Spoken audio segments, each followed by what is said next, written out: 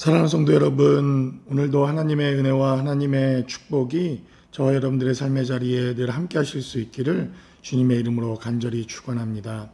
우리가 오늘 나누게 될 사사기 7장 9절로 25절까지 기록되어져 있는 하나님의 말씀은 기드온과 아말렉과의 전쟁, 그리고 미디안과의 전쟁이 오늘 본문 가운데 기록되어져 있습니다. 특별히 미디안과 아말렉이라고 하는 족속이 연합하여 이스라엘 족속을 항복시키기 위하여 동맹을 맺고 전쟁을 일으키게 됩니다. 우리가 말씀을 통해 어제 말씀을 나누었듯이 엄청난 숫자의 적군 앞에 하나님은 기드온과 모여있던 이스라엘 백성들을 다 돌려보내고 300명만의 용사를 남겨놓으신 후 전쟁에 참여하게 하십니다. 그리고 오늘 9절로부터 25절까지 기록되어져 있는 이 하나님의 말씀을 통해서 그 300명이 전쟁을 치르는 내용이 오늘 본문 가운데 기록되어집니다. 여전히 하나님의 은혜와 하나님이 역사하시는 말씀을 통해서 300명이라고 하는 부대가 남게 되었지만 기드온은 말할 수 없는 두려움 가운데 있는 것을 봅니다. 9절에 기록된 대로 그 밤에 여호와께서 기드온에게 이르시되 일어나 진영으로 내려가라 내가 그것을 내 손에 넘겨 주었느니라 이렇게 말씀하시고 10절에 말씀하시기를 만일 내가 내려가기를 두려워하거든 이라고 성경은 기록합니다. 하나님께서도 기드온과 이스라엘 백성들의 두려움을 인정해 주셨다는 것입니다. 우리의 삶의 자리에서 두려움이라고 하는 것, 이것은 얼마든지 우리의 삶의 자리에 있을 수 있다고 하는 것을 하나님께서도 인정해 주시고 하나님께서도 그 두려움 갖는 것 자체를 하나님께서도 책망하시지 않았다는 것입니다. 오히려 본문에 기록되어져 있는 메시지를 살펴보면 그 두려움을 극복하게 하시기 위해 하나님은 이스라엘 백성들의 삶의 자리를 붙드시고 그들로 하여금 미디안과 아말렉의 진영을 정탐하게 하십니다.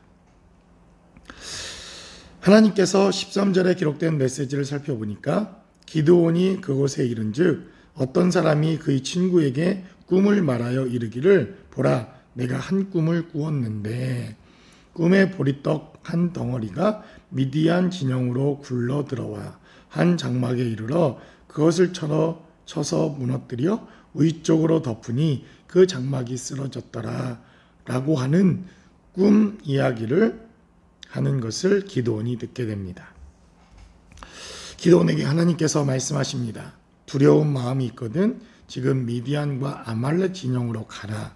그 말씀을 들었던 기드온은 그 아말렉과 미디안의 진영에서 군사들이 이야기하는 것을 듣습니다. 한 꿈을 꾸었는데 보리떡 한 덩어리가 이 우리의 진영 가운데 들어와 그 보리떡이 우리 위쪽을 무너뜨리더라. 이러한 꿈 이야기를 하게 되자 14절에 기록된 대로 이것은 기드온의 칼이다. 기드온의 능력이다. 기드온이 우리를 칠 것이다. 이렇게 한 사람이 그 꿈 이야기를 듣고 이야기를 하게 됩니다. 그들 스스로가 무너져 내린 것입니다. 이것을 현대 전쟁 용어에서는 심리전쟁이다. 이렇게 이야기를 해서 심리적으로 먼저 전쟁에서 승리하고 정신적으로 이미 전쟁에서 승리케 되어지는 이러한 심리적인 요소를 이 전쟁 가운데 하나님의 말씀을 통하여 하나님이 기드온을 위해 사용하시는 것을 보게 됩니다.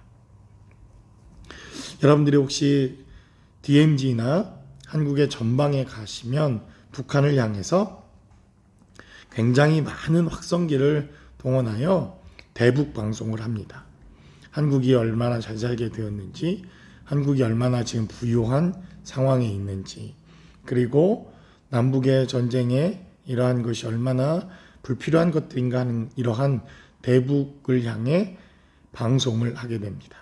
그러면 그 방송을 듣는 수많은 북한군들이 심리적으로 위축이 되어서 이미 전쟁을 하기도 전에, 이미 어떠한 결전을 치르기도 이전에 그들의 마음 가운데 이 전쟁의 승패는 이미 우리가 졌다라고 하는 이러한 심리적으로 무너져 내리는 전술을 쓰게 됩니다. 이것이 심리전인데 바로 하나님께서는 우리 인간의 두려움이 얼마나 어리석은 것인가 하는 것을 보여줍니다. 여러분, 오늘 본문에 기록된 메시지를 살펴보면 기드온에게도 두려움이 있었습니다. 이스라엘 백성들에게도 두려움이 있었습니다.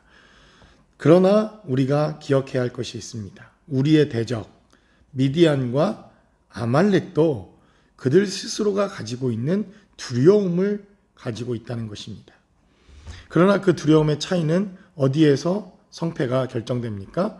우리는 두려움을 이기게 하고 두려움을 극복해 하는 하나님의 은혜가 우리 삶 가운데 있다고 하는 것을 우리는 기억해야 합니다.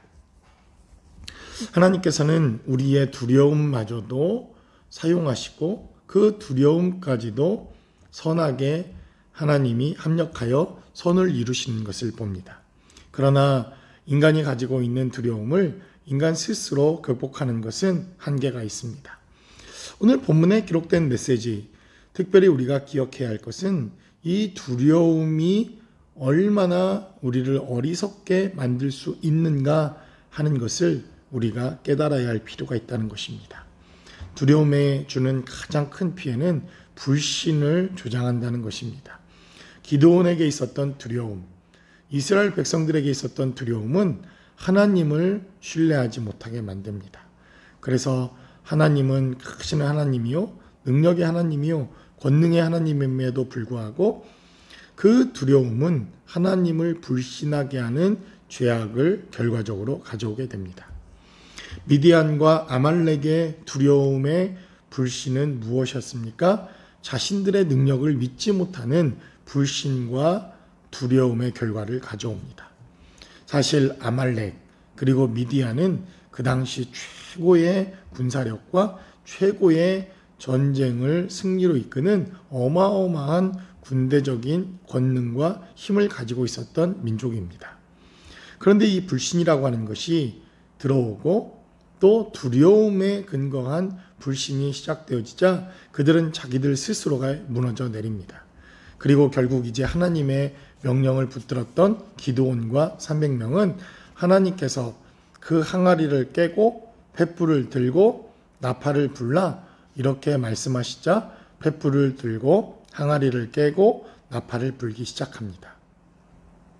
스스로 불신과 두려움 가운데 있었던 아말렉과 미디안은 스스로 무너져 내려 이 전쟁에 패하게 되고, 여러분들이 본문에 기록되어져 있는 메시지를 살펴보면 22절은 이렇게 기록합니다.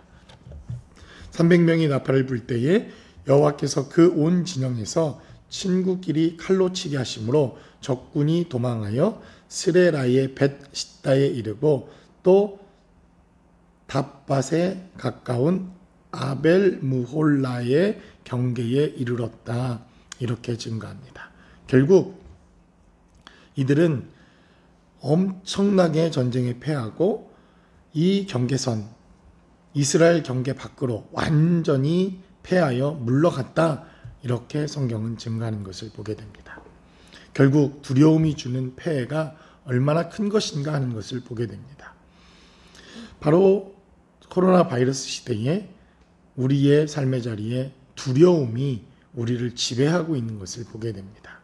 경제적인 두려움, 건강의 두려움, 또 이러한 두려움이 서로를 불신하게 만들고 우리의 마음을 강팍하게 만드는 그러한 모습들을 우리는 겪게 됩니다.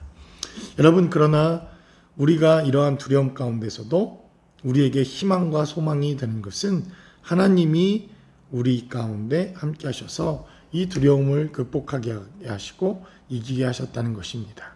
그러므로 저와 여러분들의 삶의 자리에 오늘도 하나님을 신뢰하고 하나님의 말씀을 붙들고 주님을 의지하여 하나님이 주시는 은혜와 축복 가운데 거하시는 저와 여러분들의 삶의 자리가 모두 되실 수 있기를 주님의 이름으로 간절히 축원합니다.